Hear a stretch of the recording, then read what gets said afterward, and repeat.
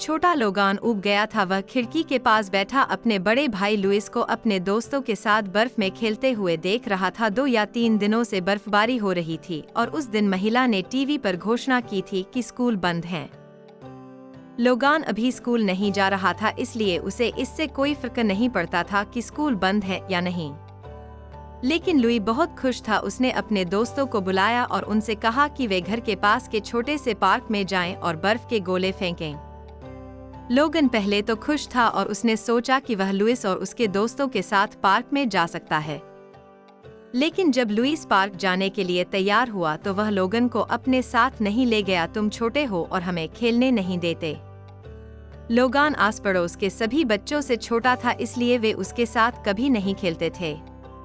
थोड़ी देर बाद लोगान ने अपनी माँ से उसे गर्म कपड़े पहनाने के लिए कहा ताकि वह पार्क जा सके।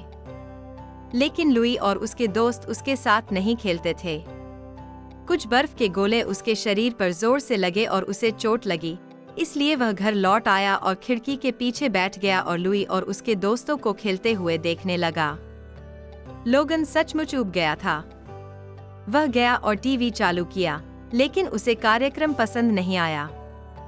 फिर वह अपने खिलौनों के पास गया, लेकिन उसे उनमें से किसी के साथ खेलना पसंद नहीं आया।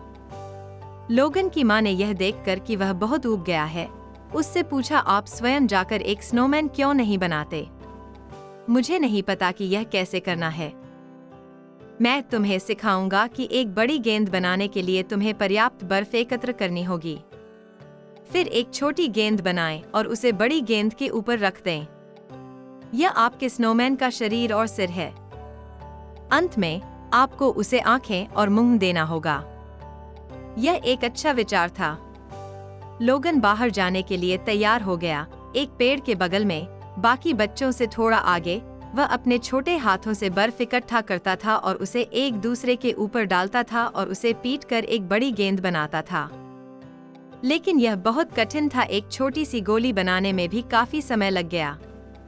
लोगान सोच रहा था कि वह अपना स्नोमैन जल्दी कैसे बना सकता है, जब उसने अचानक लुई के एक दोस्त को अपनी ओर आते देखा। उसने लोगान से कहा, मैं स्नोबॉल से लड़ते लड़ते थक गया हूँ, तुम क्या कर रहे हो? मैं एक स्नोमैन बना रहा हूँ। मेरी माँ ने मुझे सिखाया। क्या आप चाहते हैं कि मैं भी आपकी मदद करूँ? हाँ, यकीनन। उनमें से 2 ने बर्फ इकट्ठा करना शुरू कर दिया। स्नोमैन के शरीर को तराशने का काम अभी खत्म नहीं हुआ था कि लुई और उसके अन्य दोस्त पहुंचे। उन्होंने एक और स्नोबॉल बनाया और इसे स्नोमैन के सिर के स्थान पर रख दिया। उन्होंने उसके सिर पर टोपी भी लगाई। लेकिन स्नोमैन को अभी भी बहुत कुछ चाहिए था।